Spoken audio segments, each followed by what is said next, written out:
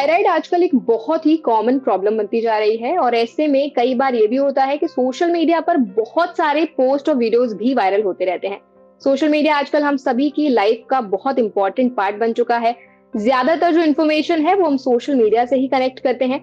ऐसे में ही हमें थायराइड से जुड़े कुछ पोस्ट और वीडियोस भी मिले हैं जिनका आज हम फैक्ट चेक करेंगे। उन पोस्ट और वीडियोस में कितनी सच्चाई है आज के सजग फैक्ट चेक वेबिनार में समझने की कोशिश करेंगे। हाय, मेरा नाम है वर्षा दुबे और आपका बहुत बहुत स्वागत है हमारे सजग फैक्ट चेक वेबिनार में। आज हमारे साथ इन सारी चीजों पर बात करने के लिए मौजूद हैं doctor Sanjay Agarwal, department of diabetes and endocrinology at Sayaji hospitals. Hello doctor. Hello. आपका बहुत बहुत स्वागत है सजग वेबिनार में। थैंक यू वेरी मच और बहुत खुशी हुई मुझे इस शो पे आने के लिए। आई एम श्योर एक बड़ा इंटरेस्टिंग डिस्कशन होगा और कई चीजें जो लोगों को पता नहीं है उसके बारे में हम चर्चा करेंगे। बिल्कुल सर, बिल्कुल। इसके साथ ही हमारे साथ एक और डॉक्टर मौजूद हैं, doctor Manoj Agarwal, principal consultant internal medicine at Max health care. Hello sir, welcome to Sajag webinar. Hi Varsha. Definitely आज बहुत ही अच्छा मौका है।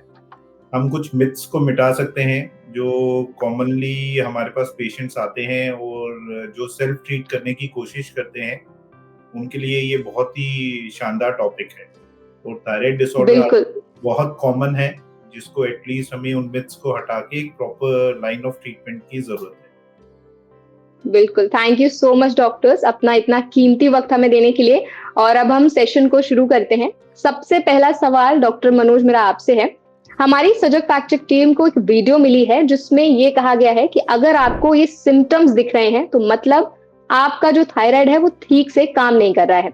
वीडियो के मुताबिक ये सिम्टम्स हैं हमेशा थकान महसूस होना, डिप्रेस्ड और सैड फील करना, एंजाइटी और डर की फीलिंग होना, स्किन का ड्राई हो जाना और हाई ब्लड प्रेशर से स्ट्रगल करना। तो क्या बात ये सही है? बिल्कुल। ये सारे सिम्टम्स हमें इंडिकेट करते हैं टुवर्ड्स सम थायराइड डिसऑर्डर, लेकिन इसके अंदर मैं कुछ चीजें ऐड करना चाहूंगा। थायराइड डिसऑर्डर एक्चुअली दो तरीके का होता है। एक होता है हाइपोथायराइड, जो लोग बहुत ज्यादा वरीड होते हैं कि मेरा वजन बढ़ रहा है, जो सबसे पहले कंप्लेन होती है। दूसरा डिसऑर्डर होता है हाइपरथायराइड, और उसके अंदर इंसान का वजन कम हो रहा होता है। इन्हीं के एसोसिएशन में हाइपरथायराइड के कुछ जो मेन सिम्टम्स आपने बताए कि थकान महसूस होना, चिड़चिड़ापन होना, ड्राई स्किन होना, ये सारा इंडिकेशन जाता है हाइपोथायराइड की तरफ। वहीं दूसरी तरफ हाइपरथायराइड की तरफ इंडिकेशन होता है कि हमें घबराहट या पैल्पिटेशन होना है। इसका मतलब कि हमारी जो हार्ट बीट है वो इंक्रीज हो रही है। दूसरा है कि हमें वेट लॉस होना। और तीसरा एक बहुत कॉमन सिम्टम हम देखते हैं, कुछ लोग हमारे पास परसिस्टेंट फीवर बुखार करके आते हैं। हम बहुत सारे कारण ढूंढने की कोशिश करते हैं लेकिन हमें कारण नहीं मिलता है। तो कई बारी तब हम थायराइड का टेस्ट कराते हैं तो वो भी हाइपरथायराइड के अंदर कई बारी हमें मालूम पड़ता है कि ये एक्चुअली बुखार का कारण है। तो डेफिनेटली ये सारे सिम्टम्स हमें थायराइड की तरफ लेके जाते हैं। तो हमें इमीडिएटली अपने कंसर्न डॉक्टर को कांटेक्ट करके अपनी इन्वेस्टिगेशन करानी चाहिए। बिल्कुल। तो डॉक्टर मनोज, आप इस पोस्ट को किस कैटेगरी में रखना चाहेंगे? फॉल्स, ट्रू, हाफ ट्रूथ या misleading? Definitely it's true. Most of the symptoms are regarding the thyroid disorders only. ये mix of the symptoms है, it can be hypothyroid and it can be hyperthyroid. लेकिन हम without test इन symptoms से हम ये कुछ symptoms हम ये जान सकते हैं कि कोई इंसान हाइपोथायराइड की तरफ जा रहा है, कुछ के हाइपरथायराइड की तरफ, लेकिन हम जांच करने के बाद इसको कंफर्म किया जा सकता है। बिल्कुल, thank you so much doctor Manoj. Doctor Sanjay, अब अगला सवाल मेरा आपसे है। जैसे कि अभी डॉक्टर मनोज ने बहुत अच्छे से एक्सप्लेन किया कि थायराइड के 2 टाइप्स होते हैं और कैसे उसके सिम्टम्स वेरी कर सकते हैं और क्या-क्या सिम्टम्स होते हैं। मैं अब आपसे जानना चाहूंगी कि थायराइड की जब हम बात करते हैं तो एक्चुअल में थायराइड होता क्या है? क्योंकि लोग थायराइड का नाम सुनते हैं उनको लगता है सिर्फ एक डिसऑर्डर है, बल्कि एक्चुअल में थायराइड एक ग्लैंड होता है। तो उसके बारे में थोड़ा एक्सप्लेन करिए, थायराइड क्या होता है और इसका क्या रोल होता है हमारी बॉडी में? श्योर। सो थायराइड एक ग्लैंड होता है जो आपके नेक में है, गर्दन में है और ये सामने की तरफ होता है। और इसमें से एक हार्मोन होता है, थायराइड हार्मोन जो है, जो हमारे शरीर के लिए जरूरी होता है। हमारे सबके शरीर में थायराइड हार्मोन की जरूरत होती है। सिर्फ ये जब हार्मोन ज़्यादा बनता है या कम बनता है, तो तकलीफ़ें होती है, जैसे डॉक्टर मनोज ने बताया है। तो ये एक सही मात्रा में हमारे शरीर में होना चाहिए, जो हमारे एनर्जी, मेटाबॉलिज़्म ये सब चीज़ों को कंट्रोल करता है। तो ये एक हमारा जो हम बेसल मेटाबॉलिक रेट कहते हैं, तो उसको ये कंट्रोल करता है कि हमारा बेसल मेटाबॉलिक रेट कितना होना चाहिए, और उसका ये फंक्शन जो रहता है थायराइड हार्मोन के ज़रिए होता है। तो हमारे मेटाबॉलिज्म में इसका बहुत ज़रूरी होता है। तो जब कोई भी हार्मोन ज़्यादा बनता है कोई भी वजह से या कम बनता है, तब लोगों को तकलीफ होती है। पर द गुड पार्ट इज़ कि इसको हम ट्रीट कर सकते हैं, और इसका ट्रीटमेंट्स अवेलेबल है हमारे पास में। बिल्कुल। सर, थायराइड की जब हम बात करते हैं तो थायराइड डिसफंक्शन का भी बहुत नाम उभर कर आता है। उसके बारे में थोड़ा बताइए कि थायराइड डिसफंक्शन क्या होता है? करेक्ट। सो थायराइड डिसफंक्शन कुछ नहीं, ये थायराइड डिसफंक्शन एब्नॉर्मल फंक्शन होता है, जिसमें या तो इंसान ज़्यादा थायराइड हार्मोन बनाता है, और वो 2 वजह से होती है, या तो ग्लैंड ज़्यादा बना रहा है, या कई बार जो है ग्लैंड में इन्फ्लेमेशन हो जाती है, तो स्टोर्ड हार्मोन जो रहते हैं वो लीक कर जाते हैं ब्लड में। तो अगर किसी को इन्फ्लेमेशन थायराइड की होती है, जिसको हम थायराइडाइटिस करके बोलते हैं, तो ये वक्त के हिसाब से, ट्रीटमेंट के हिसाब से ये इन्फ्लेमेशन कम हो जाता है, तो ये कई लोगों का हार्मोन लेवल जो है वो नॉर्मल हो जाता है। पर कई लोग का जो रहता है वो ग्लैंड ज़्यादा बनाता है कोई वजह से, तो उससे हमें फिर थायराइड सप्रेशन करना पड़ता है, राइट? तो इसके सिम्पटम्स डॉक्टर मनोज ने ऑलरेडी एक्सप्लेन किए हुए हैं। और जब कोई ग्लैंड कम काम कर रहा है, तो हार्मोन जितना बनना चाहिए वो नहीं बन पाता है। तो क्योंकि ग्लैंड की अपना हार्मोन की मात्रा कम होती है ब्लड में, तो हम दवाई दे करके उसकी जो है एक्सटर्नली जो है थायराइड हार्मोन हम दे सकते हैं, और उसको हम लेवल को सही कर सकते हैं, ताकि जितना बैंडविड्थ लगता है हार्मोन की ब्लड में, उतना हम मेंटेन कर सकते हैं, जिससे इंसान को तकलीफ नहीं होती है फिर। So thyroid dysfunction is either over functioning और under functioning of the thyroid. Okay, thank you so much doctor Sanjay. Doctor Manoj, जैसे कि अभी डॉक्टर ने एक्सप्लेन किया कि थायराइड डिसफंक्शन क्या होता है और कैसे इसको ट्रीट किया जा सकता है, मैं आपसे जानना चाहूंगी कि इसके मेन कॉजेस क्या होते हैं, मेजर किन वजहों की वजह से थायराइड डिसफंक्शन हो सकता है?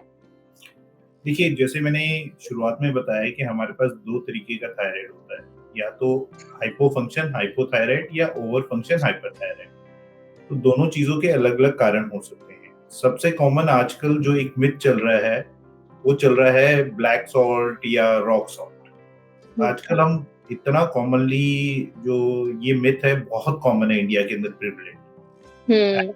We are commonly seeing the prevalence of the hypothyroid, इसकी मात्रा इतनी ज्यादा बढ़ गई है आजकल, हम अपनी कॉमन प्रैक्टिस में देखते हैं।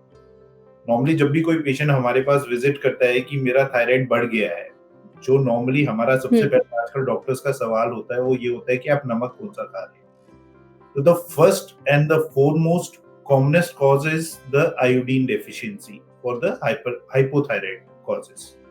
तो आयोडीन हमारा थायराइड हार्मोन बनाने के लिए बहुत ही जरूरी मात्रा में चाहिए हमें, तो उसकी डेफिशिएंसी से हमें थायराइड डिसफंक्शन, हाइपोफंक्शन हो सकता है, तो हम हाइपोथायराइड में कन्वर्ट हो सकते हैं।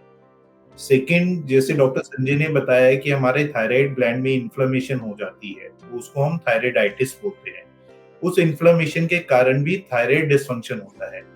लेकिन इस चीज को हमें जानना बहुत जरूरी है कि हर मरीज जो थायराइडाइटिस या इन्फ्लेमेशन का होता है, उसको ट्रीटमेंट की जरूरत नहीं होती है। वो धीरे धीरे करके खुद भी रिकवर कर सकता है। तो इसीलिए हमें अपने आप ट्रीटमेंट शुरू करने से अच्छा है कि अपने डॉक्टर को विजिट करना चाहिए और हमें उस बीमारी को समझना चाहिए। तीसरा कारण हो सकता है कि हमारे थायराइड ग्लैंड के अंदर कोई छोटी सी गांठ बन गई हो, जो कि ओवर थायराइड प्रोडक्शन कर रही हो, उसके कारण भी हमें थायराइड डिसफंक्शन हो सकता है। चौथा कारण होता है ऑटो इम्यून डिसऑर्डर्स, कि हमारी बॉडी के अंदर ही कुछ एंटीबॉडीज डेवलप होती हैं, उसके कारण भी हमें थायराइड डिसऑर्डर हो सकता है। पांचवा कारण जो मोस्ट कॉमन कारण होता है कि एक्चुअली थायराइड तो हमारा थायराइड हार्मोन बना रहा है, लेकिन इसकी मेन सप्लाई हमारे ब्रेन से आती है, पिट्यूटरी ग्लैंड से। वहां पे भी अगर कुछ डिसफंक्शन होता है, तो भी हमें थायराइड डिसऑर्डर हो सकता है। तो ये सबसे मोस्ट कॉमन कारण है हमारे थायराइड डिसफंक्शन के। बिल्कुल, thank you so much doctor Manoj, और आपने बहुत ही मतलब बहुत ही ईज़िली बताया कि कैसे जो थायराइड डिसऑर्डर्स होते हैं, क्या मेन कॉजेज़ होते हैं उनके। Thank you so much doctor Manoj. अब अगला सवाल डॉक्टर संजय मेरा आपसे है। एक पोस्ट है जिसमें कहा गया है कि अनट्रीटेड थायराइड डिज़ीज़ के पेशेंट्स को हार्ट डिज़ीज़, ऑस्टियोपोरोसिस और इनफर्टिलिटी जैसी सीरियस प्रॉब्लम्स का रिस्क बढ़ सकता है। साथ ही अगर किसी का थायराइड हार्मोन रिप्लेसमेंट थेरेपी से ट्रीटमेंट हो रहा है, तो उसकी लाइफ एक्सपेक्टेंसी नॉर्मल रहती है। ये भी बोला गया है कि थायराइड कैंसर से मौत के केसेस कम होते हैं, लेकिन अगर इसे इग्नोर किया गया तो ये जानलेवा भी हो सकता है।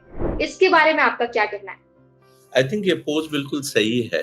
I think okay. अगर हम देखें तो अंडर फंक्शनिंग या ओवर फंक्शनिंग थायराइड दोनों से हार्ट डिजीज पे प्रॉब्लम आ सकती है। तो लेट मी एक्सप्लेन क्या है।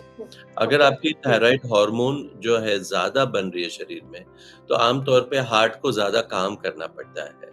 तो इसलिए हार्ट रेट आपकी बढ़ जाती है। कई लोग को जैसे अगर हार्ट का फंक्शन कम चल रहा है, तो ओवर फंक्शनिंग की वजह से जो है, वो हार्ट फेलियर में जा सकते हैं। या कई लोग को जो है जिसका हार्ट को ब्लड सर्कुलेशन कम मिल रहा है, तो जब वो हार्ट को हुँ, ज़्यादा काम करना पड़ता है, तो उतना ब्लड सर्कुलेशन हार्ट को मिल नहीं पाता है, तो ये अंजाइना जो है वो प्रेसिपिटेट कर सकता है। तो ये और कई बार जो है अगर हार्ट का रिदम सही नहीं है, तो डेंजरस अरिथमियाज जो है, यानी रिदम डिस्टर्बेंसेस हुँ, हार्ट की जो है, वो प्रेसिपिटेट कर सकती है थायराइड हार्मोन ज़्यादा होने से जो है। वैसे ही अंडर फंक्शनिंग थायराइड जो है, जैसे हार्मोन लेवल्स कम है, तो हुँ, हार्ट को जो है वो ज़्यादा स्लो डाउन हो जाता है। तो हार्ट रेट जो है आपकी कम हो सकती है उससे, तो उससे प्रॉब्लम आ सकती है। कई बार जो है थायराइड की वजह से हम कार्डियोमायोपैथी करके एक होती है थायराइड मायोपैथी, हुँ, जिससे हार्ट का मसल जो है वो कम चलता है, वीक हो जाता है और हार्ट फंक्शन जो हुँ, है वो लो हो जाता है। तो उससे जो है जितना हार्ट का पंप फंक्शन होना चाहिए वो नहीं हो पाता है, और अगेन ये एक ज़रिया हो सकता है हार्ट फेलियर होने का, और ये जो है पेशेंट्स ब्रेथलेसनेस के साथ वगैरह जो है वो प्रेज़ेंट हो सकते हुँ, हैं, राइट?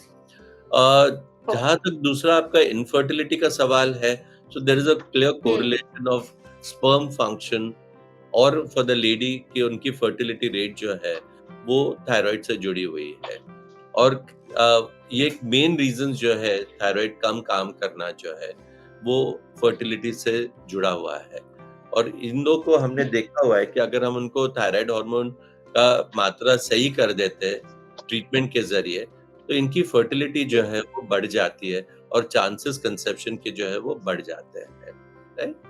तीसरी बात आपने कही ऑस्टियोपोरोसिस की, तो ये डेफ़िनिटली हुँ, जुड़ा हुआ है और ये आम तौर पे जो है जिसकी ओवर फंक्शनिंग, अंडर फंक्शनिंग हो, तो ये बोन्स पे भी इफ़ेक्ट होता है। साथ में थायरॉइड से जुड़ा हुआ एक और ग्लैंड होता है जिसको हम पैराथायरॉइड करके बोलते हैं, और वो पैराथायरॉइड जो है ओके, आपके कैल्शियम मेटाबॉलिज़्म को कंट्रोल करता है। तो अक्सर कभी-कभी ऐसा होता है कि जब हम कोई थायरॉइड सर्जरी करते हैं, कोई वजह से जो है, तो वो पैराथायरॉइड भी जो है वो अफ़ेक्ट हो सकता है। तो ज़्यादा मात्रा में जब है कि आपको देखते हैं कि कैल्शियम की कमी हो रही है, तो पैराथायरॉइड हार्मोन हम चेक करके देखते हैं कि कितनी है या हुँ, ज़्यादा रहती है कैल्शियम की, तो पैराथायरॉइड की जो है उसमें कोई मात्रा है क्या? तो वो पैराथायरॉइड डिसफंक्शन से ज़्यादा करके जो है आपका कैल्शियम और बोन मेटाबॉलिज़्म के ऊपर इफ़ेक्ट हो सकता है, राइट? तो और ओके, लास्ट बिट जो है आपकी थायरॉइड कैंसर की जो है, तो यस ये जो हुँ, रहती है मैलिग्नेंसी जो रहती है, इसको ट्रीटेबल मैलिग्नेंसी होती है। तो कई ऐसे टेल होते हैं कि अगर आपके पास थायरॉइड नोड्यूल्स है, जो आप देख रहे हैं इमेजिंग के ऊपर, और या फिर आप थायरॉइड अपटेक स्कैन पे देख रहे हैं, तो हम देखते हैं कि ये हॉट नोड्यूल है या कोल्ड नोड्यूल, यानी फंक्शनिंग नोड्यूल है या नॉन फंक्शनल नोड्यूल है। और कई कैरेक्टरिस्टिक्स वो नोड्यूल के होते हैं, जैसे अगर आप 1 सेंटीमीटर से ज़्यादा हो या वो कैल्सिफाइड हुँ, हो, के मार्जिन्स इरेगुलर दिख रहे हैं सोनोग्राफी के ऊपर, तो हम इसका बायोप्सी करते हैं जिसको हम बोलते हैं एफएनएसी करके। और अगर उसमें हमें लगता है कि मैलिग्नेंसी के चांसेस ज़्यादा है, तो इसको तुरंत सर्जरी के ज़रिए जो है हम ट्रीट कर सकते हैं। और कई बार हमें हाई डोज़ रेडियोआयोडीन देनी पड़ती है, जिससे हम उसको बर्न कर सकें अगर हमें थायरॉइड मैलिग्नेंसी दिखती है। तो ये सर्जरी और रेडियोथेरेपी के ज़रिए जो है हम कंट्रोल कर सकते हैं, और फिर उनको बाद में जो है हमें थायराइड हार्मोन रिप्लेसमेंट के ऊपर रखना पड़ता है। So I think all these facts जो आपने पूछे हैं मेरे से, तो ये डेफिनेटली करेक्ट है, ये फैक्ट चेक सही है। Thank you so much doctor Sanjay, और आपने बहुत ही इलेबोरेटली इसको पूरा एक्सप्लेन किया है, एंड आई एम श्योर जो हमारे ऑडियंस होगी उनको अब इस फैक्ट के बारे में क्लैरिफिकेशन तो मिल गया होगा। Thank you so much doctor Sanjay. अब अगला सवाल डॉक्टर मनोज मेरा आपसे है। जैसे कि अभी डॉक्टर संजय ने पूरा एक्सप्लेन किया कि जितने भी रिस्क फैक्टर्स बताए कि अगर आपका थायराइड डिसफंक्शन हो सकता है तो क्या क्या चीजें हो सकती हैं। अब मैं आपसे जानना चाहूंगी कि अगर थायराइड कंट्रोल में हो हमारा, तब भी हमें हार्ट डिजीज या फिर ऑस्टियोपोरोसिस का रिस्क रहता है?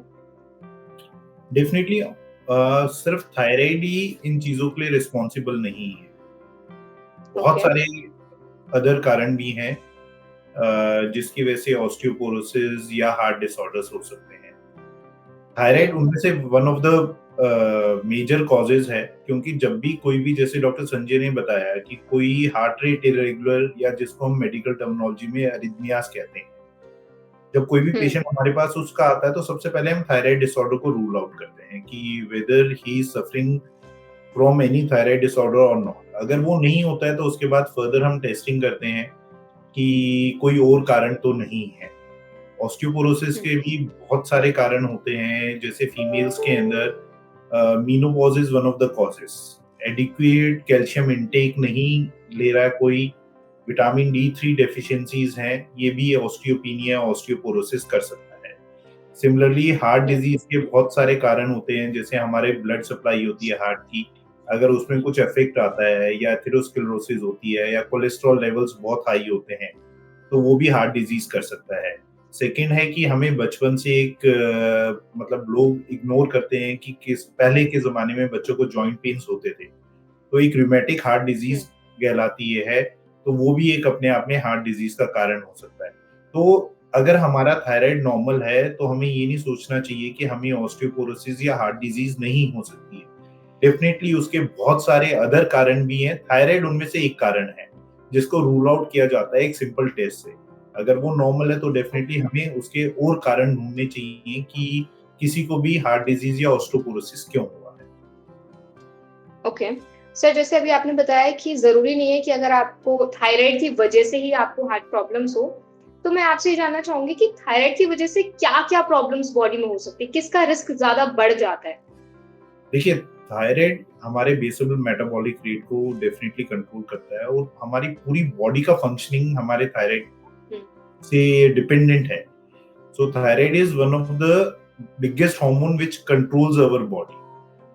थायराइड हाइपोथायराइड या हाइपरथायराइड से डेफिनेटली हमें हार्ट डिजीज हो सकती है, बोन डिजीज हो सकती है, मसल्स हमारे वीक हो सकते हैं, माइल्जिया बहुत कॉमन लोग हमारे पास प्रेजेंट करते हैं कि मेरे शरीर में बहुत दर्द हो रहा है, तो उसका कारण भी थायराइड डिसऑर्डर हो सकता है, क्योंकि कई बार लोगों को हाइपोथायराइड होते हैं, वो लेजी होते हैं, मसल एक्स बहुत ज्यादा होती हैं, उनको माइल्जियाज होते हैं, वो अपने आप में एक बहुत बड़ा कारण है थायराइड डिसऑर्डर का।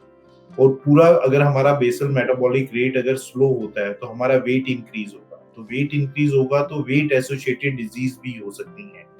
सेकेंड, थायराइड जैसे एक ऑटो इम्यून डिसऑर्डर है कि जो हमारी बॉडी के अंदर से ही कई बार एंटीबॉडीज प्रोड्यूस होती हैं, तो हमारी बॉडी के साथ एसोसिएटेड थायराइड के साथ और भी डिजीज हो सकती हैं, जैसे diabetes. Diabetes is also a auto immune disorder, तो we have to rule out thoroughly, and thyroid can affect any part of the body. Okay, thank you so much doctor Manoj. Doctor Sanjay, अब अगला सवाल मेरा आपसे है। मैंने सेशन की शुरुआत में बताया था कि अगर आप देखें तो महिलाओं में थायराइड की प्रॉब्लम बहुत कॉमनली देखने को मिलती है, इतनी मेल्स में नहीं होती जितनी वुमेन में ज्यादा देखने को मिलती है। इसके क्या रीजंस हो सकते हैं? ऐसे कोई जरूरी रीजन ऐसे नहीं एसोसिएट किए गए हैं जिससे महिलाओं में जो है कि आप देखें कि ज्यादा होना चाहिए, कि सिर्फ इंसिडेंस जो है ये हमने देखा है कि ज्यादा है, क्योंकि स्पेसिफिकली जो है ऐसे कोई वजह नहीं है कि जो हम रिलेट कर सकते हैं कि महिलाओं में क्यों है ज्यादा। But yes, definitely as a part of the incidence we have seen कि फीमेल्स में ज्यादा होते हैं, खास करके यंग फीमेल्स में जो है वो ज्यादा होते हैं। Some of it may be also food related, कि हम आयोडीन डेफिशिएंसी वगैरह अगर है, खाना सही नहीं रखते हैं, आयोडीन डेफिशिएंसी होती है, जैसे डॉक्टर मनोज ने पहले बताया था। तो उसका एक वजह हो सकती है ऑटोइम्यून प्रॉब्लम्स होते हैं, जो महिलाओं में ज़्यादा ऑटोइम्यून प्रॉब्लम्स होते हैं, तो उनकी वजह से जो है एसोसिएशन ज़्यादा हो सकते हैं। So these could be some of the reasons जो है, जहाँ पे महिलाओं में जो है वो ज़्यादा होने का प्रमाण हो सकता है। बट एक ओके सिंगल कॉज़ लिस्ट करना वो नहीं हो पाता। ओके। सो जैसे हम महिलाओं की बात कर रहे हैं, तो थायराइड की वजह से क्या अगर कोई महिला प्रेग्नेंट है और अगर प्रेगनेंसी के टाइम पर उनको थायराइड की प्रॉब्लम होती है, तो उससे मिसकैरेजेस के भी केसेस देखने को मिलते हैं? हाँ, बिल्कुल सही है। तो ये एक इम्पोर्टेंट वजह है कि हम सब हुँ, प्रेग्नेंट लेडीज़ में इनिशियली जो है, हम उनका टीएसएच लेवल्स चेक करके देखते हैं या थायरॉइड फंक्शन करके देखते हैं। क्योंकि जैसे मैंने पहले बताया कि फर्टिलिटी जो है उनकी जुड़ी हुई है उससे। एक बार प्रेग्नेंट हो जाए, तो बच्चे का भी डेवलपमेंट माँ के थायरॉइड फंक्शन से जुड़ा हुआ रहता है और जब माँ का जो है हार्मोन लेवल्स कम होता है, तो बच्चे में भी उसका इम्पैक्ट होता है। साथ में बच्चे का डेवलपमेंट भी उसके ऊपर जो रहता है, neurological development and physical development दोनों जो रहता है, वो माँ के थायराइड हार्मोन से जो है वो जुड़ा हुआ रहता है। और प्रेगनेंसी का जो है सेफ्टी जो है आगे कैरी फॉरवर्ड प्रेगनेंसी की जो रहती है, तो ये थायराइड के ऊपर जो है काफ़ी जुड़ी हुई रहती है। सो हमें उनकी टीएसएच लेवल्स रेगुलरली मॉनिटर करना पड़ता है और एडिक्वेट अमाउंट थायराइड हार्मोन का रिप्लेसमेंट जो है, उन्हें जल्दी से जल्दी शुरू करना पड़ता है, क्योंकि आपका बेबी का डेवलपमेंट फर्स्ट 8 वीक्स में होता है और तब माँ हुँ, का जो है उनकी थायराइड हार्मोन लेवल्स सही रखना बहुत ज़रूरी है और थ्रू आउट प्रेगनेंसी जो है उनकी थायराइड हार्मोन लेवल्स जो है मेंटेन रखना पड़ता है। बिल्कुल। Thank you so much doctor Sanjay. अगला सवाल डॉक्टर मनोज मेरा आपसे है। हमारी सजग फैक्ट चेक टीम को एक वीडियो मिली है, जिसमें बताया जा रहा है कि थायराइड को ठीक करने के लिए कुछ घरेलू उपाय काफ़ी असरदार हैं, जिसमें से एक उपाय है धनिया का पानी। और जिसमें बताया गया है कि आपको 2 चम्मच साबुत धनिया के बीज को रात भर एक ग्लास में भिगोकर रखना है। उसे 5 मिनट उबाल कर पिया आपको उसको पीना है। ये भी कहा गया है कि अगर आप थायराइड की दवा ले रहे हैं, तो पहले खाली पेट दवा लें, उसके 30 मिनट बाद ये पानी पिएँ और 30 से 45 मिनट बाद नाश्ता करें। अगर आप चाहें तो इसे दिन में 2 बार भी खाली पेट पी सकते हैं। वीडियो के मुताबिक ये उपाय थायराइड को कंट्रोल करने में भी असरदार है और आपका जो वेट है, यानी कि मोटापे में भी काफ़ी लाभदायक, मोटापे के लिए भी काफ़ी ज़्यादा असरदार हो सकता है। तो ये जो पोस्ट है, इसमें कितनी सच्चाई है? देखिए, जो धनिये का पानी आप बता रहे हैं वो डायरेक्टली थायराइड डिसऑर्डर को ट्रीट करने के लिए हेल्पफुल नहीं है। Definitely okay. धनिये का पानी हमारी बॉडी में इन्फ्लेमेशन को कम करने में हेल्प करता है। जैसे हम बहुत कॉमनली देखते हैं, लोग हुँ, सुबह गुनगुना पानी विद नींबू लेते हैं, ठीक है ना? वो हुँ, डेफिनेटली हमारे वेट लॉस में हेल्प करता है। धनिये का पानी हमारे वेट लॉस में हेल्प करता है और ये हमारी बॉडी की अंदर इन्फ्लेमेशंस को कम करने के हेल्प करता है। लेकिन अगर किसी को हुँ, थायराइड डिसऑर्डर है, तो उसको रिप्लेसमेंट थेरेपी चाहिए ही चाहिए। अब रिप्लेसमेंट थेरेपी भी बहुत ज़रूरी है समझना कि हमें रिप्लेसमेंट थेरेपी कब करनी है। अब जैसे हम बात हुँ, कर रहे हैं हाइपोथायराइड और हाइपरथायराइड की, एक और टर्म है कंडीशन सब क्लिनिकल हाइपोथायराइड या सब क्लिनिकल हाइपरथायराइड। इसका मतलब ये है कि डिरेंजमेंट है थायराइड हार्मोन में, लेकिन वो हमारी बॉडी पे अफेक्ट नहीं कर रहा है।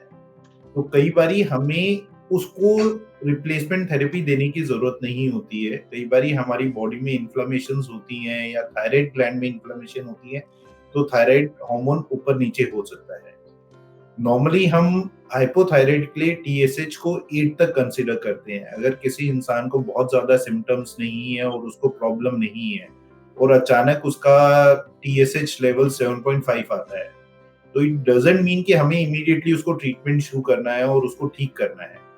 We can wait for uh, some weeks and we can repeat the complete thyroid profile and then we can decide whether we need to start with the treatment or not. तो हमें बहुत ज्यादा aggressive भी नहीं होना कि मेरे को थायराइड हो गया और मेरे को इसका ट्रीटमेंट करना है।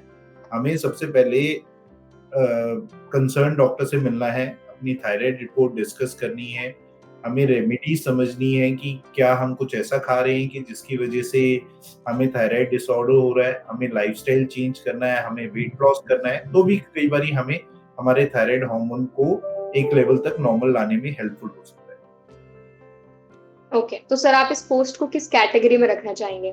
I don't go with this post completely. Definitely हमारी बॉडी की इन्फ्लेमेशंस कम करता है, लेकिन थायराइड डिसऑर्डर को ट्रीट नहीं करता है।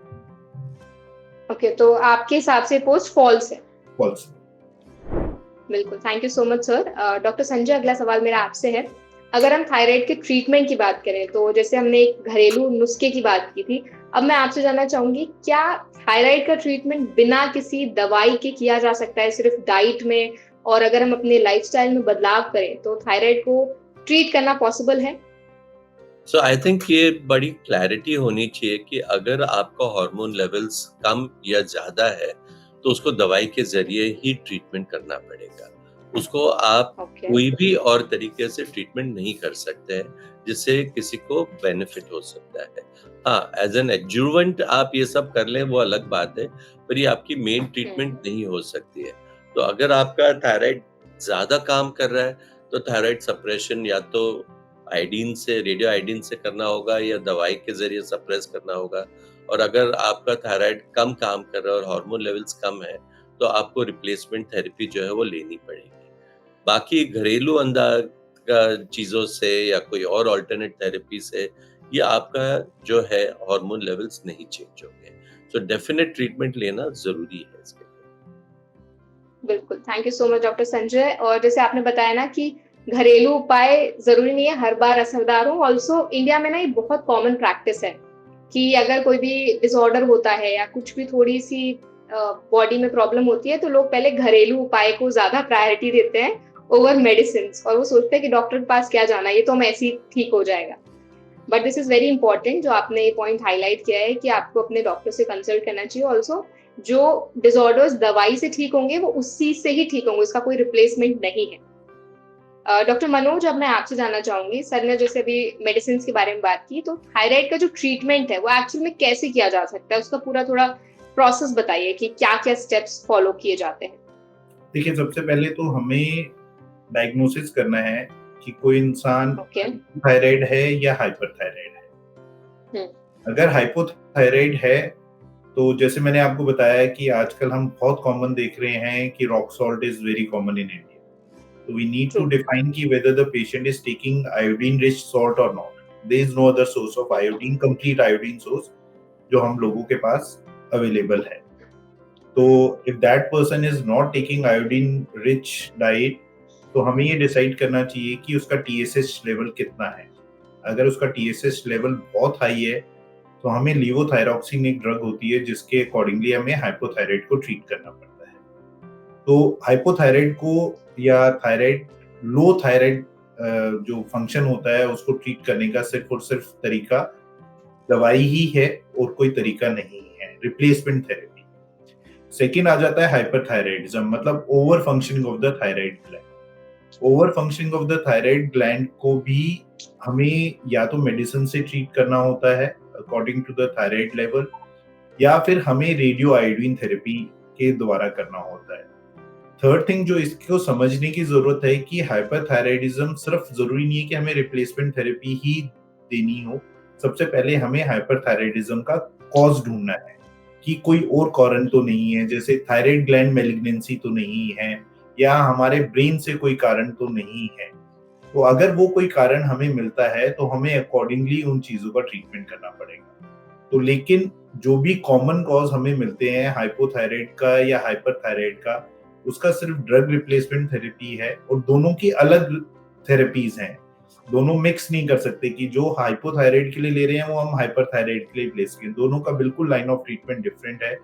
हाइपरथायराइड के अंदर भी हम कॉमनली ये देखते हैं कि हम कुछ टाइम पीरियड के लिए दवाई देते हैं। सबसे पहले हम थायराइड को नॉर्मल लेके आते हैं, फिर हम धीरे धीरे करके दवाई कम करके उसको स्टॉप करने की कोशिश करते हैं। और अगर वो रिकरेंस होता है तो डेफिनेटली रेडियो आयोडीन थेरेपी उसका बेस्ट तरीका है उसको ट्रीट करने का। लेकिन इसका एक साइड इफेक्ट है कि जैसे हमने रेडियो आयोडीन थेरेपी दी पेशेंट को, तो हम हाइपरथायराइड को ट्रीट कर सकते हैं, लेकिन वो पेशेंट हाइपोथायराइड में कन्वर्ट हो जाएगा, तो उसको फिर हाइपोथायराइड की रिप्लेसमेंट थेरेपी लेनी पड़ेगी। Thank you so much doctor Manoj, thyroid के ट्रीटमेंट को समझाने के लिए।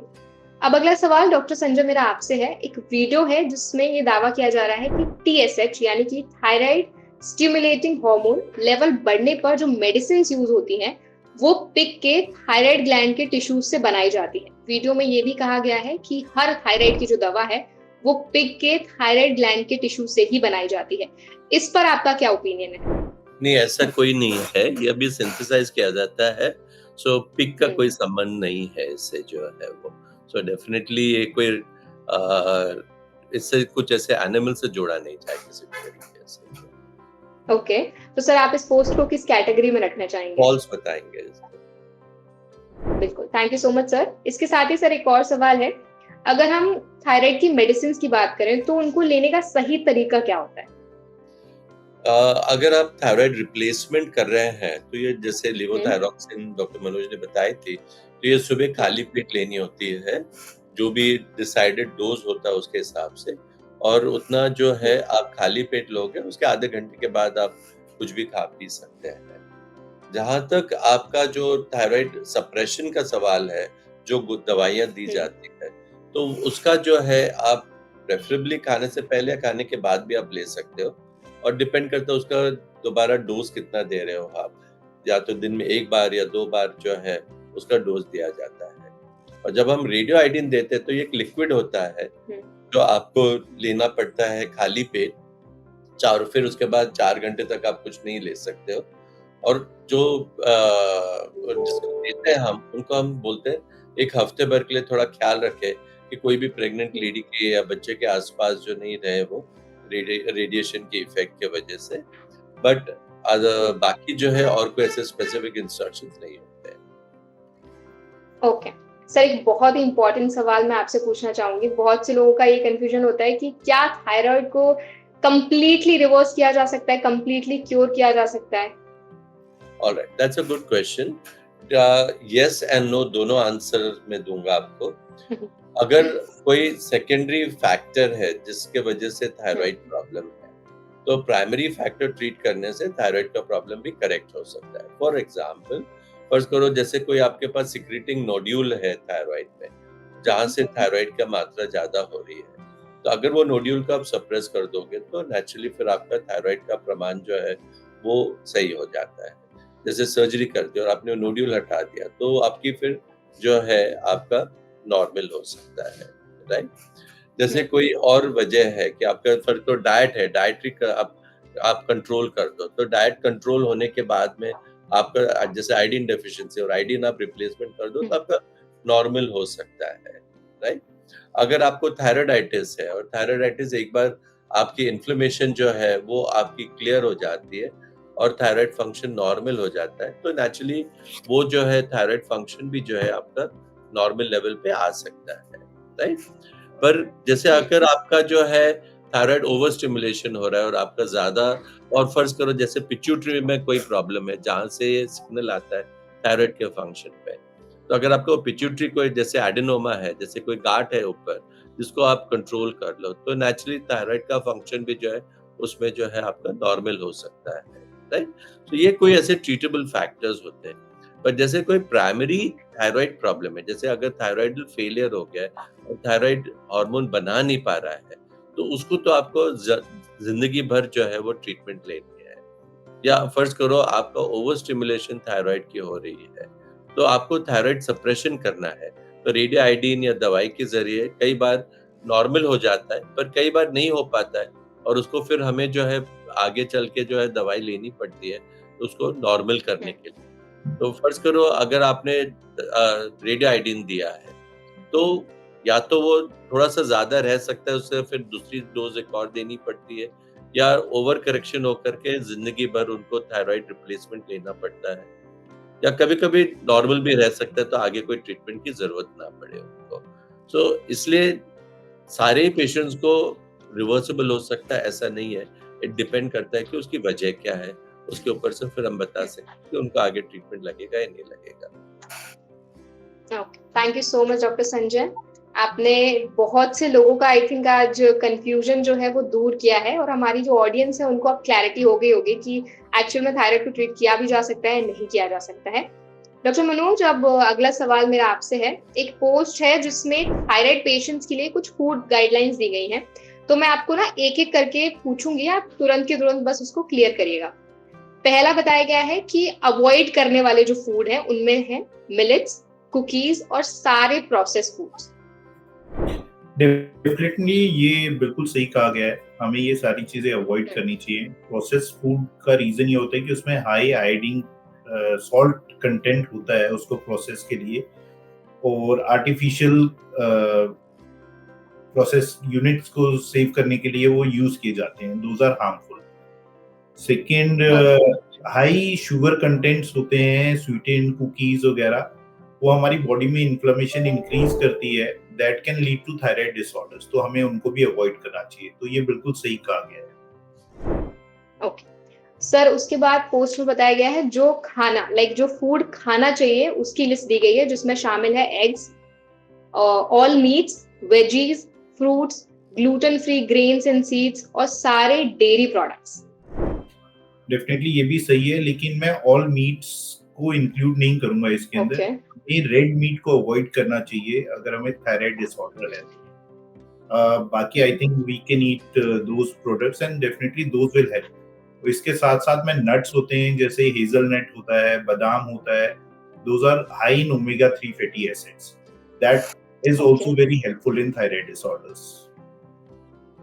ओके, तो सर आप ये जो पर्टिकुलर पॉइंट है इसको आप किस कैटेगरी में रखना चाहेंगे? ट्रू, फॉल्स, मिसलीडिंग या हाफ ट्रूथ?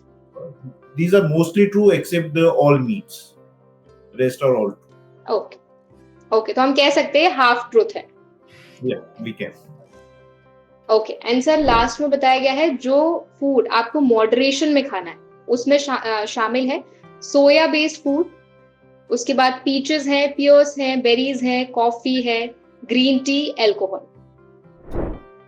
एंड इसके साथ ही एक और बताया गया है कि जो कैबेज हो गया, कॉलीफ्लावर हो गया, वो भी आपको मॉडरेशन में खाना है। डेफिनेटली इसके अंदर आई वुड प्रेफर कि हमें caffeine and alcohol we should reduce it to very minimum, or should avoid that thing if we are having thyroid disorders, and rest is definitely, it's a true statement there. Okay, thank you so much Dr. Manoj. इसके साथ ही doctor Sanjay, एक अगला सवाल मेरा आपसे है, अगर हम आयोडीन रिच फूड की बात करें तो हम बोलते हैं कि आयोडीन रिच फूड खाने से थायराइड ठीक हो सकता है, तो एक्चुअल में अगर कोई भी व्यक्ति है वो अपनी डाइट में आयोडीन रिच फूड शामिल करता है तो उसको सिग्निफिकेंट चेंजेस देखने को मिल सकते हैं? यस, डेफिनेटली, क्योंकि नंबर वन आजकल इट्स बिकम मैंडेटरी कि आप सॉल्ट जो है वो आयोडीन फोर्टिफाइड होता है। सो आयोडीन डेफिशिएंसी आम तौर पे जो है आजकल कम देखने को मिलती है, अनलेस कोई वजह से जो है आयोडीन एब्जॉर्प्शन नहीं हो पा रहा है। सो उससे जो है हमें डेफिनेटली ये प्रॉब्लम आती है, बट ट्रूली आयोडीन डेफिशिएंसी जो है वो बहुत कम हो गई है, because most of our salts are all iodized salts. So that is something that अभी बहुत कम देखने को मिलता है iodine deficiencies. Okay, thank you so much doctor Sanjay. Doctor Manoj, आपसे मेरा अगला सवाल है, अगर हम थायराइड जो पेशेंट्स हैं उनके लिए डाइट गाइडलाइंस की बात करें तो थोड़ा डाइट में एक्सप्लेन करिए कि उनको क्या क्या चीजें जो हैं वो पर्टिकुलरली शामिल करनी चाहिए अपनी डाइट में और क्या क्या चीजें हैं जो अवॉइड करनी है। देखिए, उनको जो मोस्टली इंक्लूड करना चाहिए, they should include green leafy vegetables. In non-vegetarian diet, they can prefer fish. They can go for the nuts like hazelnuts and badam. Whole grain cereals will definitely help them. Vitamin C rich diet definitely will help them in thyroid disorders. And what actually need to be avoided is processed food. Foods which are very high in sugar content, and foods like high in iodine content, and mostly processed foods are very high in iodine content, and fatty foods, the foods which are having high unsaturated fatty acids should be avoided in thyroid disorders. Okay, thank you so much Dr. Manoj. At last doctor Manoj, कोई message आप हमारी audience को देना चाहेंगे जो जिन लोगों को thyroid disorder है और वो उसको अच्छे से मैनेज कर पाए, कोई एक लास्ट मैसेज? डेफिनेटली हमें थायराइड डिसऑर्डर हो सकता है और हमें इसको प्रॉपरली इन्वेस्टिगेट और प्रॉपरली ट्रीट करवाना चाहिए। हमें इस चीज से नहीं भागना चाहिए कि अगर थायराइड की मेडिसिन मेरी शुरू हो जाएगी तो मेरे को जिंदगी भर लेनी पड़ेगी। अगर हम उस मेडिसिन को प्रॉपरली नहीं लेंगे और थायराइड को प्रॉपरली मैनेज नहीं करेंगे तो डेफिनेटली हमारे बहुत सारे अदर प्रॉब्लम्स भी बॉडी के अंदर स्टार्ट हो सकते हैं और हमें कई बारी क्रिटिकल भी हो सकते हैं। तो डेफिनेटली और हमें सेल्फ ट्रीटमेंट कभी नहीं करना चाहिए। We should always consult our doctor and do the things according to our doctor. Thank you. Thank you so much doctor Manoj. Doctor Sanjay, अगर कोई एडवाइस आप हमारी ऑडियंस को देना चाहें। I think it's been summed up very well. Obviously keep a very healthy lifestyle जो है, अगर आपको कोई सिम्टम्स होते तो आप इग्नोर मत करिए, आप जल्दी डॉक्टर के पास जाइए, उसको चेक कराइएगा, क्योंकि स्पेसिफिक जैसे शो में डिस्कस हुए थे सिम्टम्स जो पॉइंट करते हैं थायराइड डिसफंक्शन की तरफ, और आपको ऐसे बहुत एक्सपेंसिव टेस्ट नहीं करने पड़ते उसको फाइंड आउट करने के लिए कि आपको थायराइड की प्रॉब्लम है या नहीं है। आई थिंक एक सिंपल ब्लड टेस्ट जो इतना कोई एक्सपेंसिव नहीं है, उससे आपको पता लग सकता है कि थायराइड की प्रॉब्लम आपको है या नहीं है। एंड टुडे ट्रीटमेंट जो है वो पॉसिबल है थायराइड का, चाहे वो हाइपरथायराइडिज्म हो या हाइपोथायराइडिज्म हो या इवन थायराइड कैंसर्स की सवाल है, तो इसका डेफिनेट ट्रीटमेंट अवेलेबल है। उचित समय पे जल्दी से जल्दी ट्रीटमेंट लेना ये जरूरी है ताकि आप अपने आप को सुरक्षित रख सके और आगे प्रॉब्लम्स आपको नहीं निर्माण हो सके। और जो ट्रीटमेंट आपको लेनी है लाइफ लॉन्ग, तो उससे आप घबराए नहीं, आपको लेना जरूरी है, तो उससे आप अपनी सेहत को अच्छा रख सकते हैं। और ये एक हार्मोन है जो आपके शरीर में है, और अगर आप कम बना रहे हो तो आप बाहर से उसको दे रहे हो आपके ब्लड लेवल ठीक रखने के लिए, जिससे आपको तकलीफ नहीं हो सके। तो आई थिंक आज के तारीख में थायराइड से किसी ने घबराना नहीं चाहिए, अगर है तो उसको सही टाइम पे इलाज करिए और उसका पूरे समय तक इलाज चालू रखिएगा।